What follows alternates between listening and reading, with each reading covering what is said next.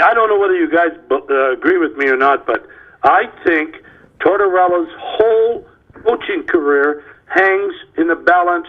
If Columbus does well, he's fine. If they don't do well, I don't know whether he'll get another job coaching. Well, he shouldn't have Phil, normally, logically, what you're saying has logic.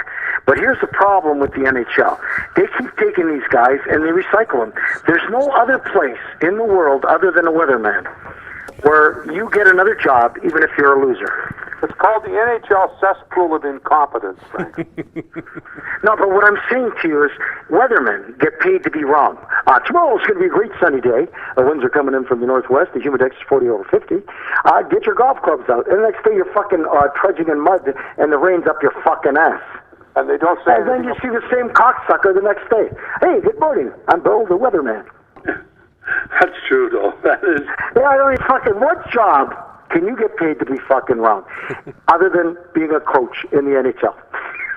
John Tortorella, what he did over 2 weeks, chronologically, first of all, he jumped on the paperneck San Francisco 49er sit down for the national anthem and said one of the stupidest things I've ever heard. Yeah. He said, if one of my players sits down when they play the national anthem, he won't play the rest of the game. Well, that was totally unnecessary. The players didn't appreciate that. Then after 2 exhibition games, he cut the shit out of Max Pacioretty. Did he not, eh? And murdered him. He gave him a hatchet job. Threw him off the Jean Talon Bridge. Yeah, and so then when they lost the first game, all of his great ingenious distractions, and you've got 5 days to get this team together. You've got Pacioretty, the captain of the Canadiens. Say what you want about him. It's a prestigious position. And the Kaepernick thing was John's willingness to expose himself to greatness. And so he says stupid things and doesn't realize that what he's saying is offending his players.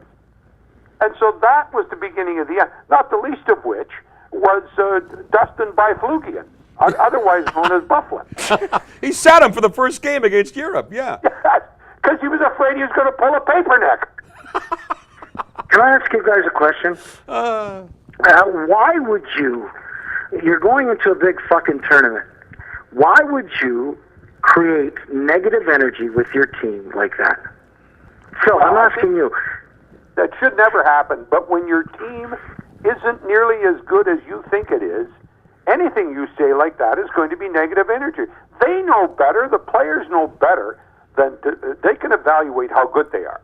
They look at Canada, and they look at themselves and say, what are we here for? Yeah, and TJ Oshie says, if it's 100% grit, we win. 100% talent, they win. Get the hell out of here.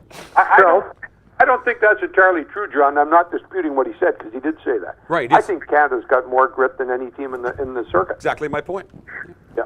So why would Tortorella start this on a negative energy with his players? And the other question is, I've known you all my life, Phil. Yeah. You're not my friend, you're family. And I'm surprised you didn't punch him in the fucking head when he told you to get in the press fucking plane. Well, I just turned around and walked out, and I just said to Jay Feaster, who is the manager, I just said, Jay, I'm not going to Calgary because I have no way to get home. He says, Phil, I understand. He says, but that's where John wants it, and it's his plane and his team. Well, that's the American way. And you employed him at one time. No, I didn't. No, I was gone. I was broadcasting when John was...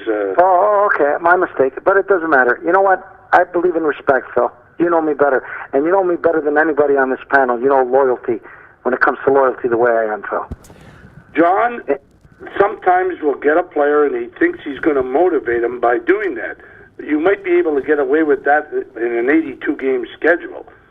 But when you're playing 3 games or 4 games and you could be out, it's very difficult to do.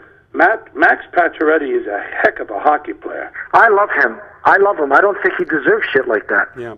No, he didn't. And you can't do that to a guy like Max or anybody else in that team, for that matter, unless you know the guy well enough that he's the guy that's going to say, "Fuck you, I'll show you."